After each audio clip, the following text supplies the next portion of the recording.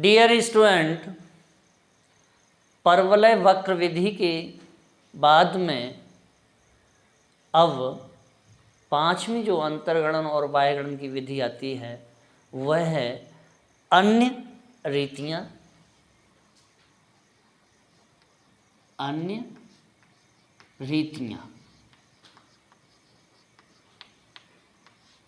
और अन्य रीतियों को यहाँ 4 भागों में बांटा गया है और इसके अंतर्गत सबसे पहली जो विधि है वह है न्यूटन की गॉस अप्रगामी विधि, यानी फर्स्ट है न्यूटन गॉस अप्रगामी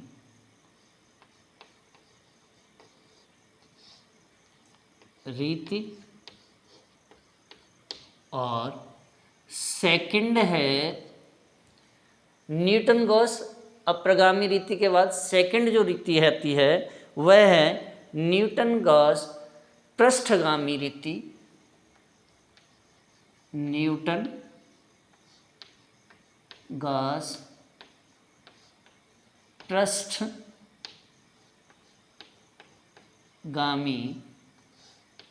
रीति। थर्ड आती है स्टर्लिंग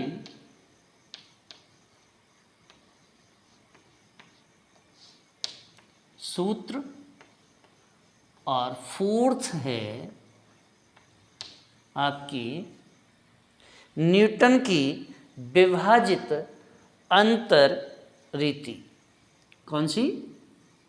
न्यूटन की विभाजित अंतर रीति, यानी न्यूटन गॉस अप्रगामी, यानी अप्रगामी को बोलते हैं फॉरवर्ड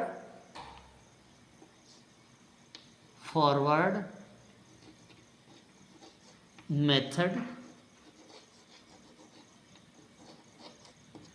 और न्यूटन गॉस पृष्ठगामी रीति, यानी न्यूटन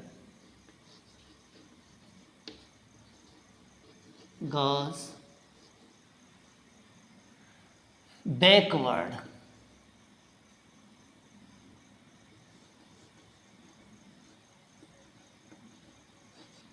मेथड और थर्ड है स्टर्लिंग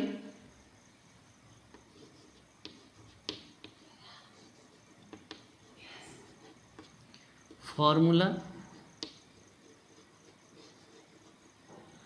और न्यूटन की विभाजित अंतर रीति। इसे हम Newton method for divided difference,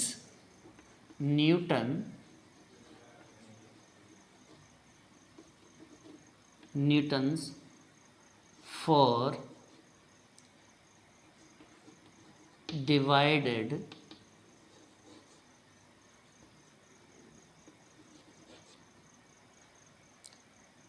difference method बोलते हैं। अब देखिए, अन्य रीतियों के अंतर्गत सबसे पहले हम जो अध्ययन करेंगे वह अध्ययन करेंगे न्यूटन गॉस अप्रगामी रीति का। अब देखिए, न्यूटन गॉस अप्रगामी रीति को समझने से पहले अगर आप मेरे चैनल पर नए हैं तो चैनल को सब्सक्राइब करें, लाइक करें, कमेंट करें, बेल आइकन का बटन अवश्य दबाएं, साथ ही शेयर अपने दोस्तों को ज़्यादा से ज़्यादा करें जिससे कि उनके लिए भी इसका पूरा फ़ायदा मिल सके। देखिए, न्यूटन गॉस अप्रगामी रीति या न्यूटन गॉस फॉरवर्ड मेथड क्या है? सबसे पहले अन्य रीतियों के अंतर्गत आंतरगणन एवं बाह्यगणन की 4 जो रीतियां हैं, उन रीतियों के अतिरिक्त अन्य रीतियों का भी विशिष्ट परिस्थितियों में प्रयोग किया जा सकता है। इन रीतियों से अधिकांश न्यूटन के प्रगामी अंतर्विधि के ही सूत्रों का रूपांतर होता है। और यहाँ पर जो 4 हमने विधियाँ दी हैं, इनका स्टेप बाय स्टेप सबका अध्ययन करेंगे। तो सबसे पहले जो अध्ययन करेंगे न्यूटन गॉस अप्रगामी रीति का या न्यूटन गॉस फॉरवर्ड मेथड का। अब देखिए न्यूटन गॉस फॉरवर्ड जो मेथड है वह क्या है? यह न्यूटन की प्रगामी अंतर्विधि पर ही आधारित है। इसका प्रयोग उस समय या उस परिस्थितियों में किया जाता है जब उपयुक्त यानी जो उपर्युक्त दिया हुआ है क्या होता है? उपयुक्त होता है तब जब स्वतंत्र चर मूल्य समान अंतर वाले हों और उन मूल्यों के अतिरिक्त किसी ऐसे x के लिए yx का अंतर्गणन करना हो जो श्रेणी के लगभग मध्य में हो। इस रीति द्वारा अंतर्गणित मूल्य न्यूटन की प्रगामी अंतर्विधि के परिणाम के बराबर ही आता है। अब देखिए इसकी क्रियाविधि क्या है? इसकी क्रियाविधि क्या है, इसे कैसे हम ज्ञात करते हैं? तो देखिए क्रियाविधि के अंतर्गत सबसे पहला जो पॉइंट आता है वह पॉइंट आता है आपका संकेताक्षर का। अब देखिए इसमें संकेताक्षर कौन कौन से उपयोग में लिए जाते हैं? तो यहाँ x के आंतरगणन पद के या x के आंतरगणन पद से तुरंत पिछले पद को हम x0 और उससे पिछले पदों को क्रमानुसार x1, x2, x3, x4, x5 आदि तथा x0 के बाद वाले पदों को x1, x2, x3। लेकिन यहाँ एक चीज़ और है कि न्यूटन की गॉस अप्रगामी जो रीति है, इस रीति के अंतर्गत जो संकेताक्षर दिए हुए हैं वह क्या हैं? x0 के क्या दिया है? x0 के पिछले पद कौन से? यानी x -1 क्या है? x -1, x -2, x -3, x -4। अब ये पिछले पद हैं, अगले पद क्या होंगे? तो x1, x2, x3, x4 ये चीज़ें होंगी। यही संकेताक्षरों का इसमें उपयोग किया जाएगा। दूसरा क्या है? संकेताक्षरों का जब हम प्रयोग करते हैं तो उनके तत्संवादी y के मूल्यों के लिए भी हम क्या करेंगे? यानी y0 और y0 के पिछले वाले पद y -1, y -2, y -3, y -4, y1, y2, y3 और y4 यहाँ ये इसके इनका ही हम प्रयोग करेंगे। दूसरे शब्दों में अगर हम कहें तो इस रीति में मूल्य, इस रीति के जो मूल्य हैं उन मूल्यों को निकालने से पहले हमें क्या करना है? मूल बिंदु क्या है? x0, y0। मूल बिंदु मध्य में होता है। किस में होता है? मध्य में। मूल बिंदु किस में होगा? मध्य में होता है। इसीलिए यह श्रेणी के मध्यवर्ती मूल्य के आंतरगणन के लिए उपयुक्त है। सेकंड पॉइंट इसमें आता है और वह है अंतर सारणी। अब देखिए अंतर सारणी क्या है। न्यूटन की प्रगामी रीति की भांति इसमें भी अंतर सारणी की रचना की जाती है। अंतरों के चिन्ह हम वाई एस के चिन्हों के अनुकूल ही होते हैं। जैसे क्या होगा, डेल्टा 1 डेल्टा 0। अब देखिए यहाँ डेल्टा 1, और जब डेल्टा 1 हम निकालते थे तो क्या करते थे, y0, delta 2 y1, delta 3 y2। इस तरह से हम इनको निकालते चले जाते थे। अब देखिए इसके बाद में क्या होता है, delta 1 y0, delta 2 y1, delta 3 y2 और y1 y2 y3 क्या होगा, इसमें y1 है तो -1 हो जाएगा, y2 है तो -2 हो जाएगा। क्या हो जाएगा, -1 -2। थर्ड पॉइंट इसमें आता है कि x के अंतर का निर्धारण जो हम करते हैं वह कौन से सूत्र से करते हैं, तो उस सूत्र को हम अभी निकालेंगे आपके समक्ष। तो देखिए क्या होगा कि x के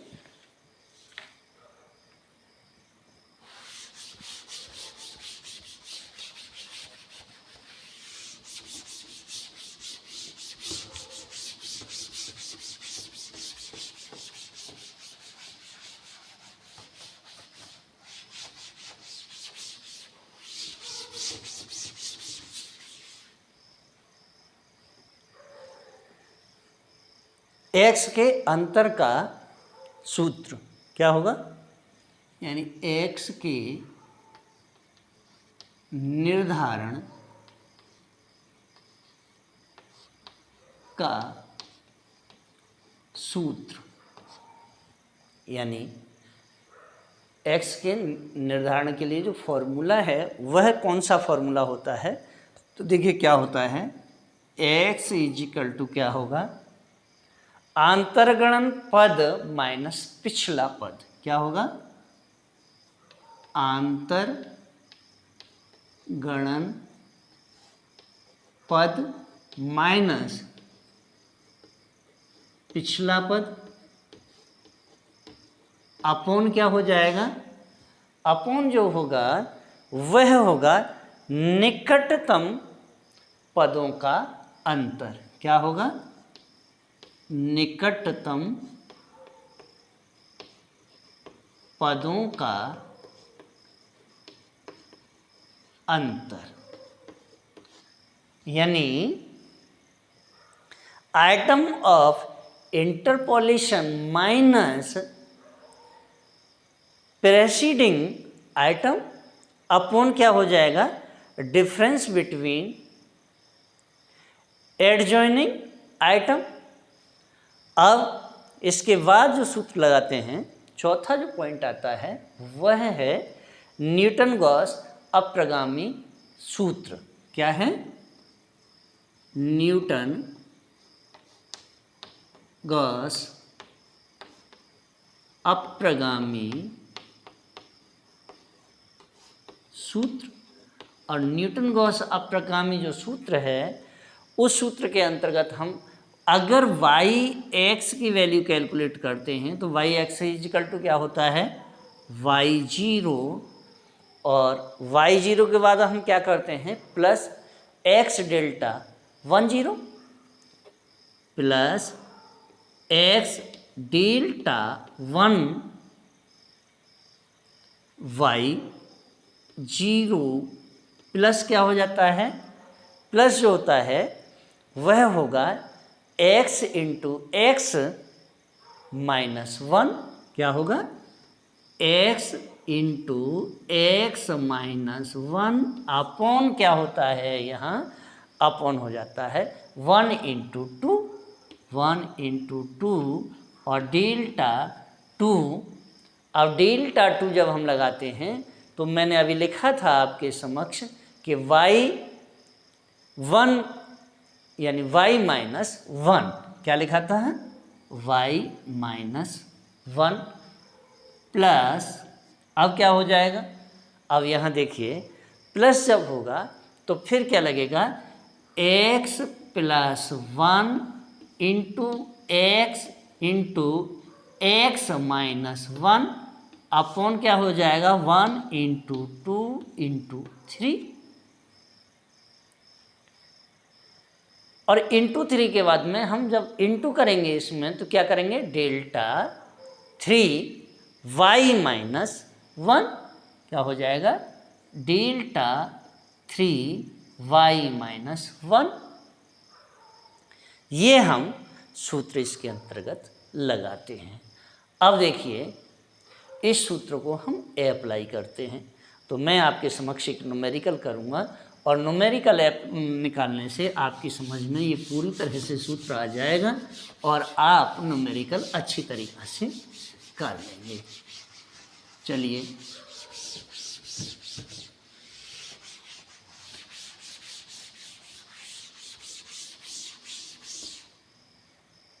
देखते हैं क्या है।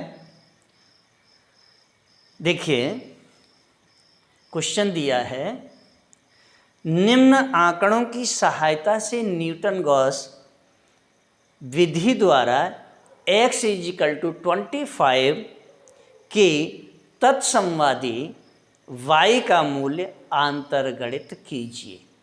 क्या दिया है, निम्न आंकड़ों की सहायता से न्यूटन गॉस विधि द्वारा x = 25 के तत्समवादी y का मूल्य अंतर्गणित कीजिए। अब देखिए दिया क्या क्या है, स्वतंत्र पद, क्या है स्वतंत्र पद, और स्वतंत्र पद में क्या दिया हुआ है, स्वतंत्र पद है आपका जो x है, स्वतंत्र पद क्या है x। अब x में क्या दिया है, x की वैल्यू दी है 10, 10 के बाद 20, 20 के बाद 30 और 30 के बाद 40। अब देखिए स्वतंत्र पद क्या दिया है 10, 20, 30 और 40। इसके बाद उसने दिया है आश्रित पद, और आश्रित पद, और आश्रित पद क्या है y। अब y की जो वैल्यू दी हुई है वो है क्या क्या दी है 25। नेक्स्ट दिया है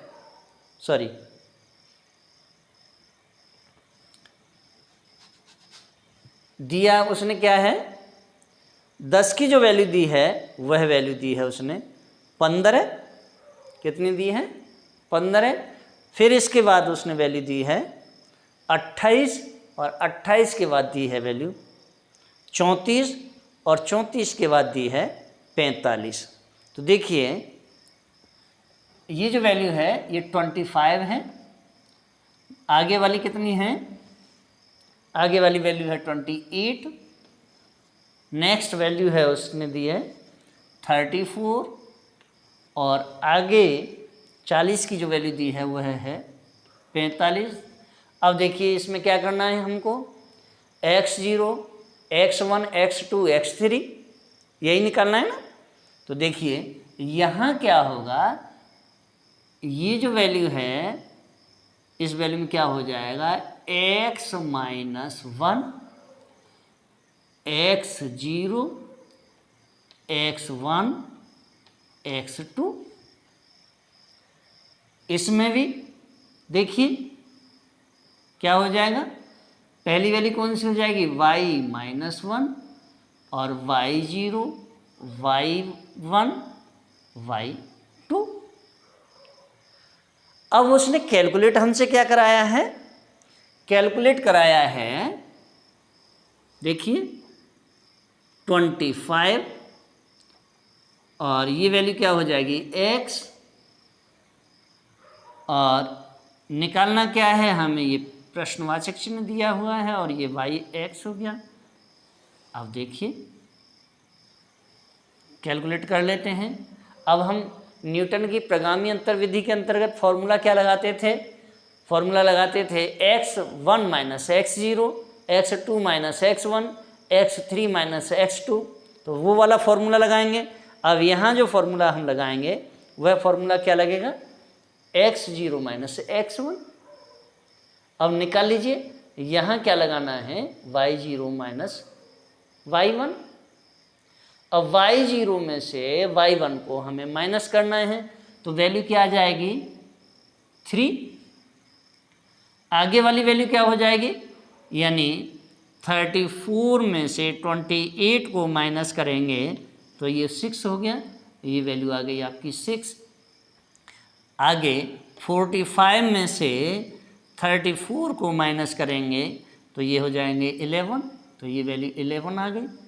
अब देखिए जब ये वैल्यू 11 आ गई है, अब क्या है, यहाँ हमको एक चीज़ और देखनी है कि पहली वाली जो वैल्यू है वह क्या है, डेल्टा, क्या है, delta 2y minus 1, delta 2y minus 1।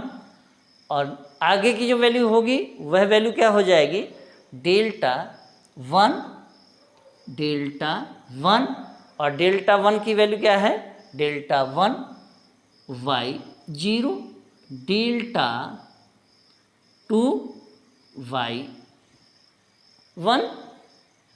अब देखिए आगे निकालना है नेक्स्ट। अब हमें क्या करना है, इस वाली वैल्यू में से इस वाली वैल्यू को माइनस कर देना है। चलिए माइनस कर देते हैं, यानी 3 बचे और 11 में से 6 गए तो 5 बचे, ये आ गया।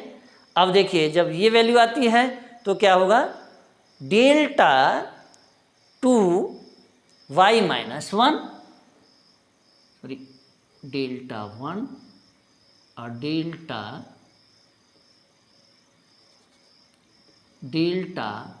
2y माइनस 1, और ये क्या हो जाएगी, delta 1y2, sorry delta 2y2। अब देखिए बाई 0। अब देखिए आगे फिर हमें क्या निकालना है, नेक्स्ट वैल्यू निकालेंगे, और नेक्स्ट वैल्यू निकाल लीजिए। अब देखिए इसमें से इस वैल्यू को माइनस कर दीजिए, क्या बचेगा 2, और ये जो वैल्यू होगी 2 वाली ये क्या होगी, डेल्टा 3y माइनस 1 की क्या हो जाएगी, डेल्टा 3y माइनस 1 हो जाएगी। अब पहले हमें x की वैल्यू को कैलकुलेट करना है, तो x इजिकल टू क्या होता है, आपने लिखा था कि आंतर गणन पद माइनस क्या था, पिछला पद, तो पिछला पद अपॉन क्या हो जाता है, अपॉन क्या है, निकटवर्ती पदों का अंतर, क्या है, निकटवर्ती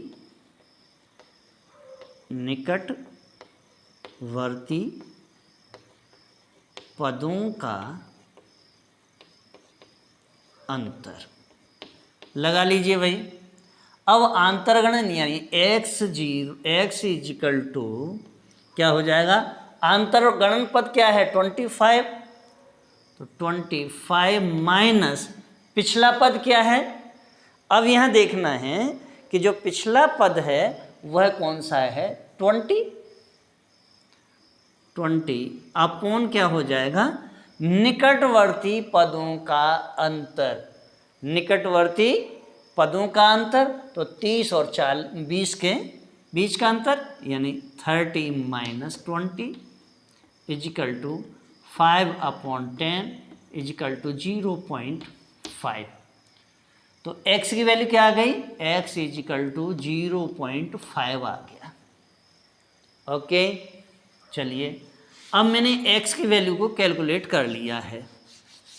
अब सूत्र कौन सा लगा रहे थे, सूत्र हम लगा रहे थे यानी yx इजिकल टू क्या है, y0 प्लस x के बाद में क्या सूत्र लगा रहे थे, delta 1y0, delta 1y0 plus अब क्या है आगे, आगे जो सूत्र लगाते हैं हम क्या लगाते हैं, x into x minus 1/1 into 2, और इंटू किसका करते हैं, इंटू करेंगे हम डेल्टा 2y माइनस 1 का, डेल्टा 2y माइनस 1 प्लस कर देंगे, और प्लस में दूसरा फॉर्मूला क्या लगाएंगे हम, दूसरा फॉर्मूला लगाते हैं x plus 1 into x minus 1 upon 1 into 2 into 3,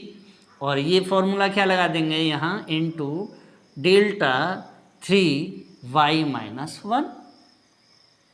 okay, अब रख लीजिए इसे, तो रखिए वैल्यू को, यानी yx इजिकल टू क्या हो जाएगा, y0 की वैल्यू क्या है, अब देखिए यहाँ y0 की वैल्यू को देखना है, तो y0 की वैल्यू 28 आ गई, 28 प्लस अब x की वैल्यू कितनी आई थी 0.5 इंटू क्या हो जाएगा, अब डेल्टा 1y0, डेल्टा 1y0 की वैल्यू कितनी है 6 इंटू 6 हो गया, प्लस कर लीजिए, अब x की वैल्यू क्या है 0.5 इंटू 0.5 माइनस 1 अपॉन कर लीजिए 1 इंटू 2, और ये वैल्यू क्या है डेल्टा 2y1।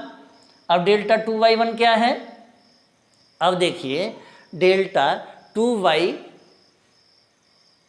माइनस 1, 2y यानी डेल्टा 2y माइनस 1, और डेल्टा 2y माइनस 1 की जो वैल्यू है वह वैल्यू क्या है 3, क्या है 3, तो इसमें इंटू 3 कर दीजिए और प्लस लगा लीजिए। अब देखिए x की वैल्यू क्या है 0.5 प्लस 1 इंटू एक्स की वैल्यू क्या है 0.5 इंटू क्या है 0.5 माइनस 1 अपॉन क्या है, अपॉन देखिए 1 इंटू 2 इंटू 3, और delta y minus 1, delta 3y minus 1 की वैल्यू कितनी है 2, तो इसमें गुणा कर दीजिए 2 का। चलिए अब कर लेते हैं, तो yx इजिकल टू क्या हो जाएगा 28 प्लस 6 पंजे 30 यानी 3.0 प्लस अब यहाँ देख लेते हैं 0.5 इंटू अब देखिए माइनस क्या हो जाएगा, माइनस जब हम करेंगे तो ये जो वैल्यू होगी ये वैल्यू आपकी क्या हो जाएगी, ये वैल्यू हो जाएगी माइनस 0.5, क्या हो जाएगी माइनस 0.5 इंटू 3/2 प्लस ये वाली सॉल्व कर लीजिए। अब ये वैल्यू हो जाएगी 1.5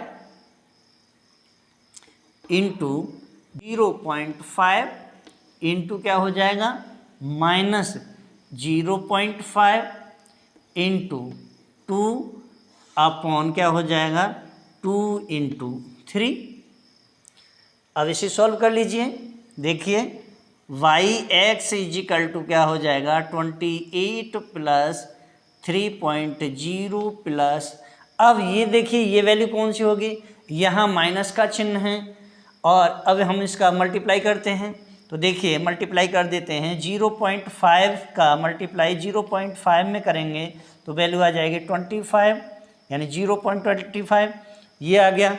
इसमें फिर 3 का गुणा कर देते हैं, 0.25 में 3 से मल्टीप्लाई कर देते हैं, 3 5 15 के 5 हासिल का 1 और 3 दूनी 6 और 1 7, 0.75। तो ये जो वैल्यू आ गई क्या आ गई 0.75। अब देखिए 0.75 में 2 से डिवाइड कर देंगे तो 0.75 ये वैल्यू क्या होगी माइनस 0.75/2। एक वैल्यू कैलकुलेट हो गई। दूसरा आगे करिए। अब देखिए यहाँ करते हैं 0.5 का मल्टीप्लाई करना है 1.5 में, तो 25 यानी 5 और 5 1 5 और 2 7, 2.075 ये वैल्यू आ गई 0.75। अब देखिए इसका मल्टीप्लाई कर देना है, 0.5 का मल्टीप्लाई करेंगे, 5 5 जा 25, 2 और 5 7 जा 35, कितना हो गया 35 और 2 प्लस कर दीजिए 7 यानी 3 7, 3 अंकों के बाद दशमलव है यहाँ लगा दिया। अब क्या रह गया आपके पास में 2। अब देखिए 0.375 में 2 से मल्टीप्लाई कर दीजिए, 0 यानी 2 5 जा 10 का 0 हासिल कैरी हुआ 1 और 2 7 जा 14 यानी 15, 5 1 कैरी हो गया और 2 3 जा 6 और 7 और 0 यानी 0.750। तो ये वैल्यू क्या हो जाएगी माइनस की, ये भी वैल्यू है माइनस। अब देखिए क्या है 0.750/6 ये वैल्यू आई है। अब देखिए इसको आगे सॉल्व करते हैं। चलिए ये वैल्यू यहाँ तक आ गई और इसके बाद हम क्या करेंगे, देखिए इसे यहाँ ले आते हैं, by x is equal to 28 plus 3.0। अब देखिए यहाँ माइनस का निशान था तो माइनस लगा लेंगे।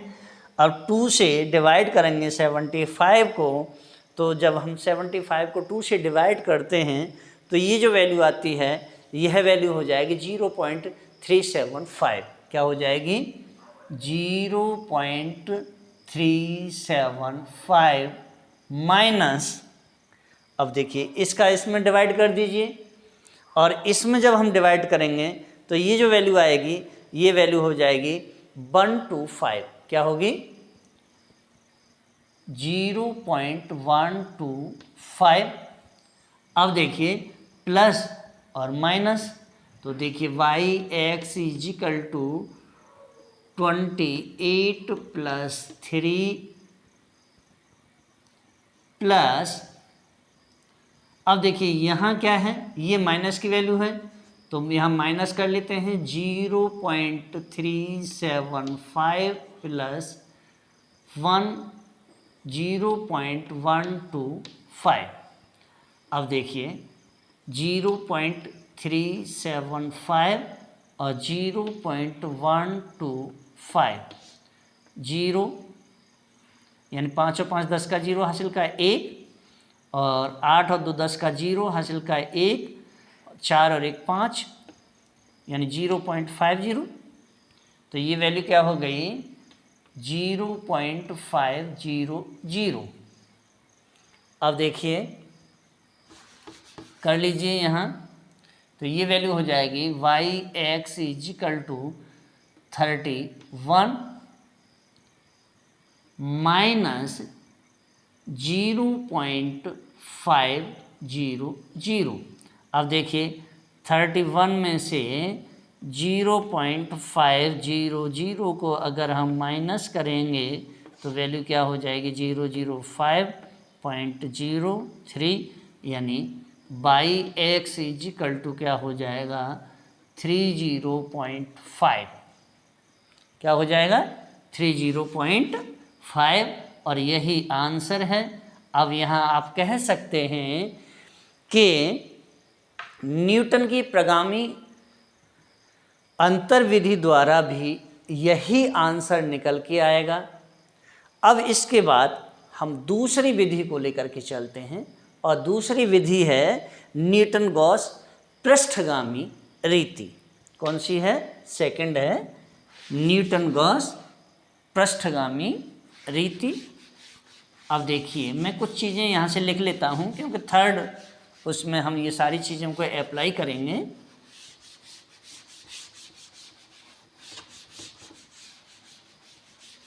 देखिए x की जो वैल्यू थी वह वैल्यू कितनी आई थी x इजिकल टू 0.5 थी।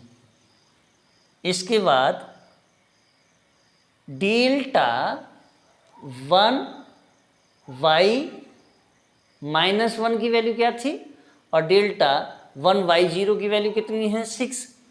तो delta 1y0 is equal to 6। Next value क्या है डेल्टा 2y-1 की वैल्यू थी इजिकल टू 3 और डेल्टा 3y-1 की जो वैल्यू है वह है 2। ये मैं चार चीज़ें लिख लेता हूँ और अब इसे हम हटा देते हैं। चलिए नेक्स्ट जो विधि है वह विधि है आपकी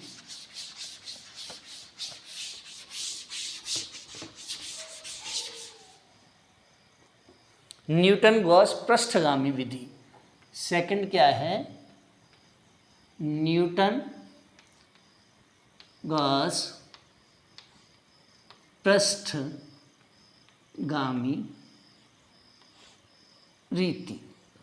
आप देखिए इसमें क्या दिया हुआ है कि यह रीति भी न्यूटन की प्रगामी अंतर रीति का ही परिवर्तित रूप है और श्रेणी के अंतिम भाग के किसी स्वतंत्र पद के तत्संवादी आश्रित पद के आंतरगणन में इसका प्रयोग किया जाता है। कब किया जाता है? आंतरगणन पद में इसका प्रयोग किया जाता है। और इसकी जो प्रक्रिया है उस प्रक्रिया में इस रीति में आंतरगणन जो पद है जो x है उस x से अगले पद को x0 उससे पिछले पदों को x-1, x-2, x-3 आदि और x0 के बाद वाले पदों को x1, x2, x3, x4 आदि संकेतों द्वारा प्रकट किया जाता है। इसके बाद अंतर सारणी द्वारा हम अंतर ज्ञात कर लिए जाते हैं और जब अंतर ज्ञात कर लेते हैं तो फिर जो सूत्र लगाते हैं वह सूत्र कौन सा लगाते हैं? वही सेम फॉर्मूला कौन सा? आंतरगण पद में क्या है यानी जो सूत्र लगाएंगे वह होगा x इजिकल टू आंतर गणन पद में क्या होगा? आंतरगणन पद में अगला पद क्या होगा? अगला पद माइनस क्या होता है? अगले पद में माइनस क्या होगा? आंतरगणन पद। माइनस क्या हो जाएगा? आंतरगणन पद। अपॉन क्या हो जाएगा? अपॉन इसमें होगा निकटवर्ती पदों का अंतर।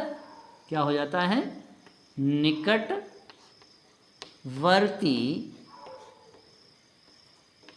पदों का अंतर। अब देखिए यानी item succeeding interpolation item minus item of interpolation upon difference between adjoining items. और अंत में जो हम सूत्र का प्रयोग करते हैं वह सूत्र क्या होता है, तो देखिए वह सूत्र क्या होगा, वाई एक्स इजिकल टू क्या होगा, y0 माइनस एक्स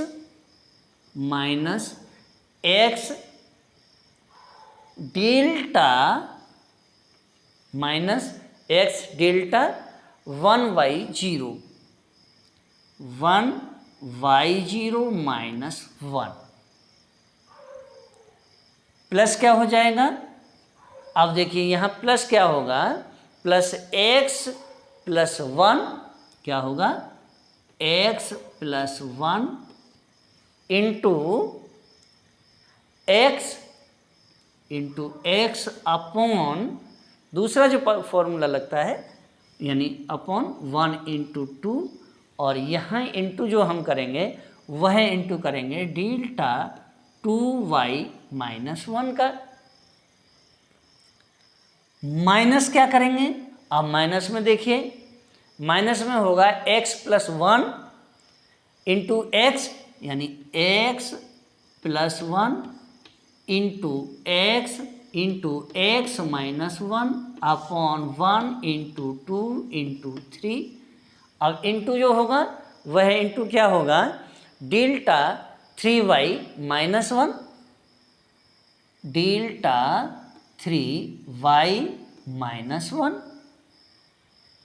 नेक्स्ट जो फॉर्मूला लगाएंगे वह फॉर्मूला क्या होगा, यानी x प्लस 1 इंटू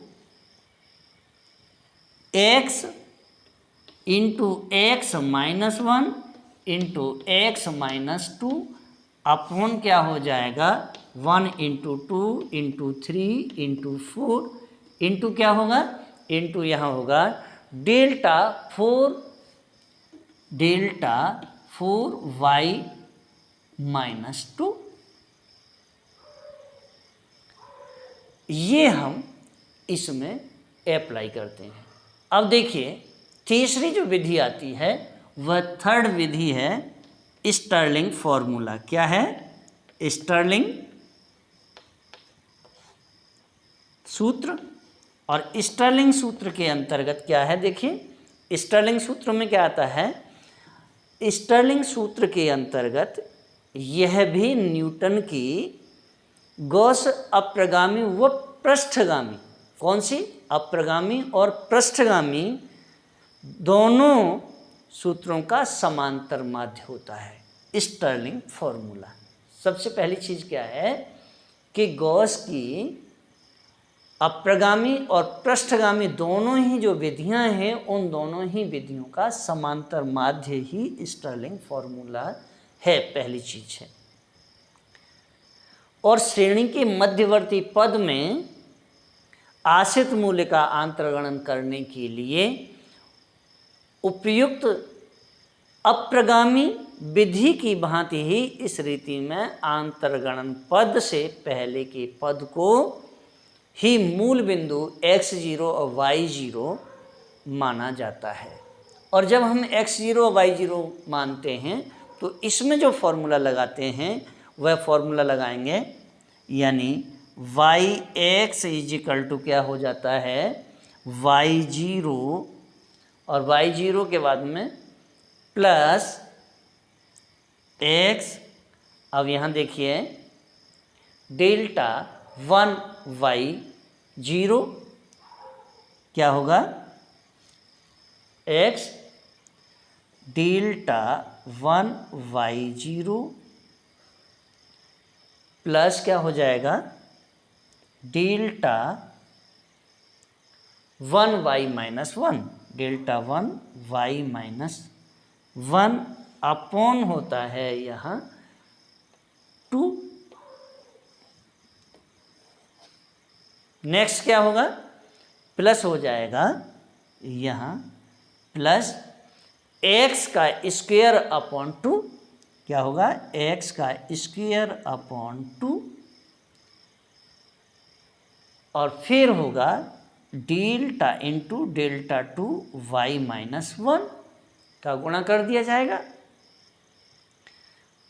प्लस फिर क्या होगा, और दूसरा जो होगा आगे वह होगा एक्स का स्क्वायर माइनस वन।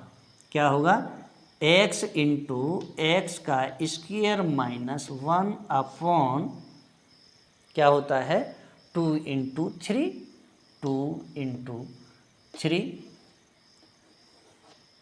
अब इसके बाद में क्या लगाएंगे हम, इसके बाद में जो होगा आप चाहें तो इतना ही इसे कर सकते हैं, ये ना लगाएं और इससे भी निकाल सकते हैं इस तरह से भी, और प्लस अब देखिए आगे क्या लगाएंगे हम, आगे लगाएंगे delta 3y minus one plus delta 3y minus two, यानी delta 3y minus one plus delta 3y minus two upon क्या होगा, अपॉन जो होगा वह भी 2 होगा, और ये फॉर्मूला लगेगा। अब देखिए स्टर्लिंग इसी फॉर्मूला के अंतर्गत मैं ये सारी चीज़ें रख के आपको ये सूत्र निकाल के दिखाता हूँ, सॉल्व करूँगा। चलिए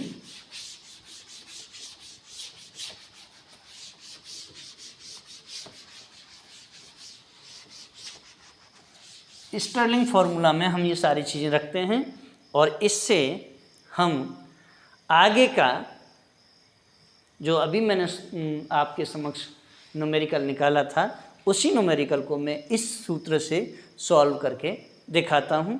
तो देखिए क्या होगा, क्या है वाई एक्स इजिकल टू क्या होता है वाई जीरो प्लस क्या है, प्लस देखिए एक्स प्लस एक्स, नेक्स्ट क्या है इनटू, और इनटू में देख लेते हैं क्या क्या चीज़ें हैं, delta 1y zero plus delta 1y minus 1 upon 2 plus क्या है x का स्क्वायर अपॉन 2, और इनटू क्या करना है हमें delta 2y minus 1, delta 2y minus 1 plus next क्या है x, यानी x और x का स्क्वायर माइनस 1 अपॉन क्या है 2 इंटू 3, और नेक्स्ट क्या है प्लस, सूत्र में आगे क्या लगाएंगे हम, delta 3y minus 1 plus delta 3y minus 2 upon 2, और इसी के अंतर्गत में ये सारी चीज़ें रख लेता हूँ। देखिए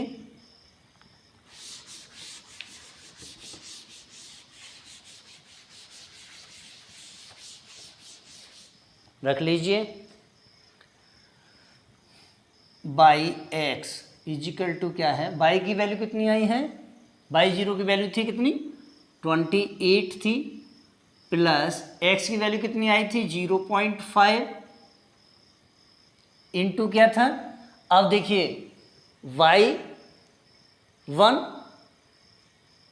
0 की वैल्यू कितनी है 6 प्लस डेल्टा 1y माइनस 1, इसकी वैल्यू कितनी है 3, रख लीजिए इसे 3 अपॉन 2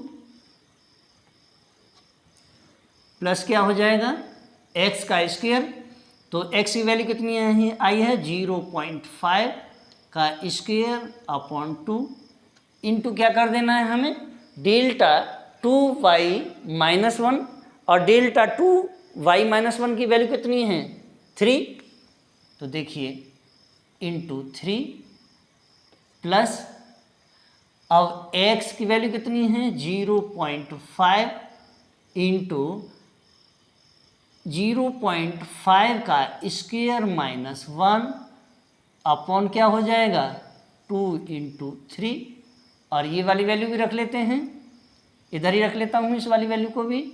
इस वाली वैल्यू की क्या है delta 3y minus 1, delta 3y minus 1, delta 3y minus 1 की वैल्यू जो आई है वो कितनी है। अब देखिए उस वैल्यू को हम रखते हैं, तो देखिए यहाँ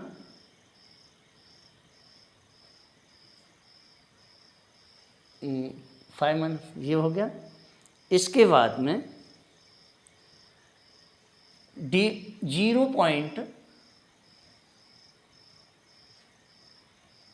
यानी 0.5 का स्क्वायर, पहले 0.5 इंटू 0.5 का स्क्वायर माइनस 1 अपॉन क्या हो जाएगा,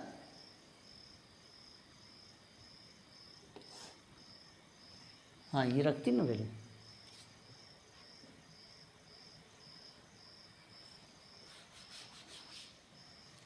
अब देखिए ये वाली वैल्यू हम कैलकुलेट कर लेते हैं, इंटू 2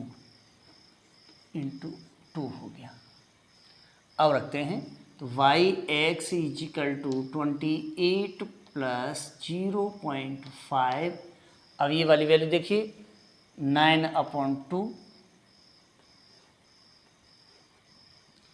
प्लस क्या हो जाएगा 0.25 मल्टीप्लाई बाई 3/2 प्लस ये वाली वैल्यू कैलकुलेट कर लीजिए 0.5 इंटू 0.25 माइनस 1 इंटू 2/2 इंटू 3 कर लीजिए। yx इजिकल टू 28 प्लस 0.5, अब देखिए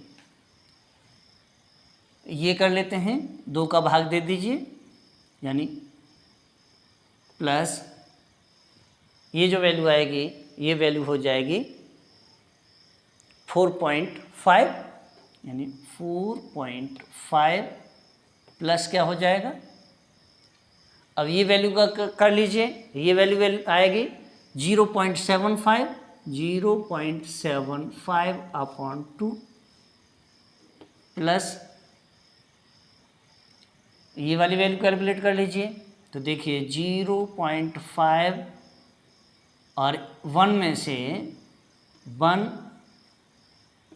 माइनस क्या करना है 5 को, तो ये 75 हो गया,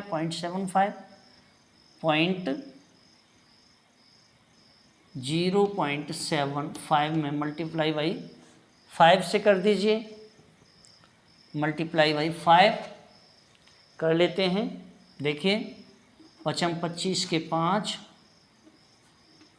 हासिल के 2, 5 7 35 और 2 37 और 3 अंक बाद 0 दशमलव लगा दिया। अब देखिए इसमें 2 का गुणा कर दीजिए, 2 पंजे 10 का 0 हासिल का 1 और 2 7 14 1 15 5 हासिल का 1 2 3 6 और 1 7 7 दशमलव यानी 0.750, तो ये हो गया 0.750/6। अब देखिए आगे कर लीजिए, नेक्स्ट क्या होगा yx इजिकल टू 28.0.5, अब 0.5 यहाँ जो होगा ये मल्टीप्लाई होना है, मल्टीप्लाई बाई, अब देखिए इसका इससे मल्टीप्लाई कर लेते हैं, 4.5 में 0.5 का मल्टीप्लाई करना है 0.5 से, 5 5 जा 25 के 5, 5 चौक 20 और 2 22 दशमलव 3 अंकों के बाद में, अब देखिए सॉरी 2 अंकों के बाद में, तो ये इंटू 4.5 प्लस